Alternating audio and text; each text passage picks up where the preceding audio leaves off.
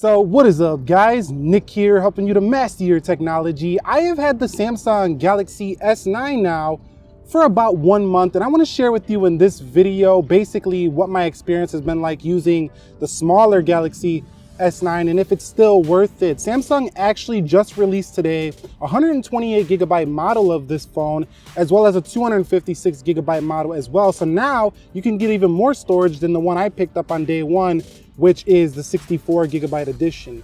This is the all new lilac purple color, so let's begin with the design. So beginning with design, over my past month with the Galaxy S9, it's felt basically very premium and just like a refined version of the Samsung Galaxy S8 that came before it. This phone has a little bit of a shorter feel to it and a little bit of a wider feel, which over my month's time made it feel, I'd say, a little more compact, closer in line to the iPhone 10 when it comes to feel in hand every day. It's very easy to one-hand this phone, but if you do have the smallest of hands, it's still gonna be a reach up to the top, but Samsung has included the one-handed mode, which makes it even easier to reach to the bottom. But overall, in my past month, like I say, the build, the design, it's clean, it's nice, it's refined, but it's nothing out of the ordinary compared to last year. So because the S8 was out already, it's not like it's super innovative, it's super different. It's just clean, refined, and just better than last year, which is probably, this should have been the first Samsung Galaxy S8 instead of putting that fingerprint scanner up here.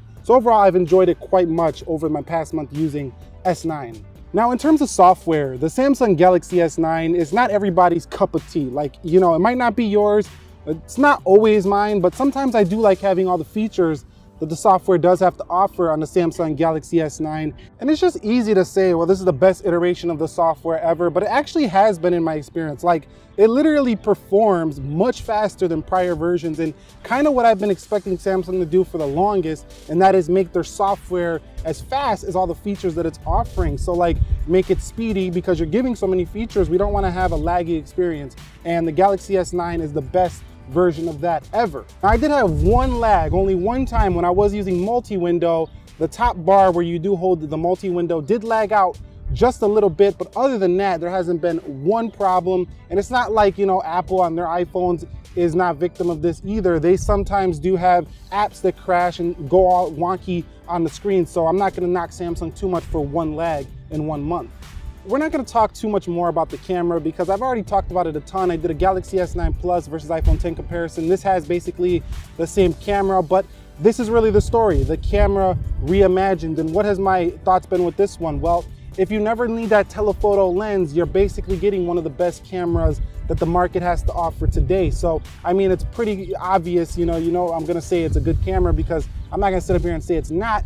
But one thing about this phone is that it does shoot a little bit soft. So if you do like a more detailed, more natural look, you're gonna be better served by maybe an iPhone, a Huawei phone, or even an LG phone. They shoot more natural looking photos. The Samsung definitely shoots a more vibrant, sometimes more pleasing for social media photo, but on the whole, I would say that it's a fantastic camera and it really excels in low light photography. So if you are taking pictures in low light, this is where you really want to take a serious look at the S9 series of device. I think the Galaxy S9 with Dolby Atmos enabled is the loudest smartphone you could get on the market today, even louder than those of the iPhone 10. Now, while the iPhone 10s do sound a little more full and maybe a little bit better to somebody's ears and some people's ears, the Galaxy S9 is extremely loud and very well. Battery performance. What has battery performance been like on the Galaxy S9? Well, it's been, I wouldn't say the best I've ever seen, but it's definitely not been, you know, disappointing. Like, it'll get you through the day. Push it hard, you're gonna have to top up midday.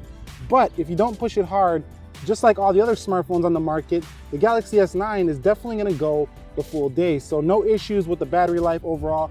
I think for, you know, just a casual user. Heavy users, take a look at the Plus. You're not gonna want the smaller 3000 cell in this one. But if you wanna know raw numbers, I'm getting about 4 to 5 hours on screen time consistently with the S9. Also, the standby time is not too shabby either. So consider picking up the S9 Plus if you do want the better battery life, but you're definitely getting through the day here on the S9. Fast charging and wireless charging were always handy. I never really used the wireless charging, to be honest, in my time using it, but the fast charging has been impressive. But what have I enjoyed most about the Galaxy S9? Let's just me and you talk right now about what I think has been the most enjoyable aspect of this phone? Well, I would say mostly the speed improvements. It's just been very fast compared to prior Samsung phones. It's what I've always wanted to see in a Samsung device.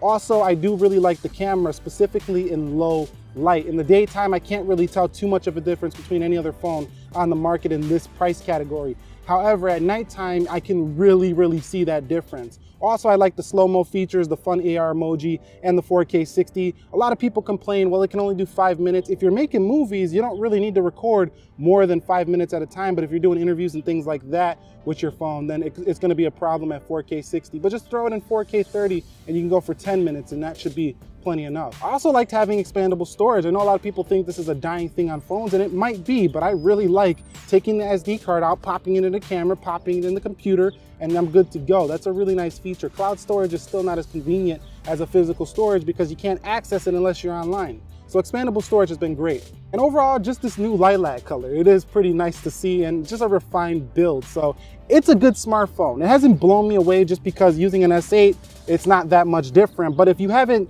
jumped from like an S7, you're gonna love the Galaxy S9. So I do still recommend it after 1 month of use, and you can now get it with more storage on both the Plus and the smaller version. So what do I look forward to seeing? I look forward to Samsung stretching this display to an all display. I look forward to them improving even more so on the camera game since Huawei came out with the P20 Pro. I also do look forward to Samsung giving us a little bit better battery life and for them to just continue improving on their software and the performance of it. It's getting pretty good now for a Samsung device. So yeah, you can see I don't think you can go wrong with it, but what do you think? Do you have an S9? How has it been like for you? Share with the community down below your thoughts. Rather wait for the S10? Do you got another smartphone and you're like, stop, I just don't want a Samsung, I don't like them all? Let us know down below. If you found this video helpful, enjoyable, do me a favor, click that like button for me. I'm sorry if the audio wasn't pro grade. I am outside, we have to use lav mics and we have to go to other solutions out here. I'm gonna be getting like a new microphone soon that rejects outside noise. It's called like a Sennheiser MKH 416, something like that. It's like one of the best shotgun mics for outside. And yeah, catch you on the next one. Nick here helping you to master your technology. Be sure to be well and peace.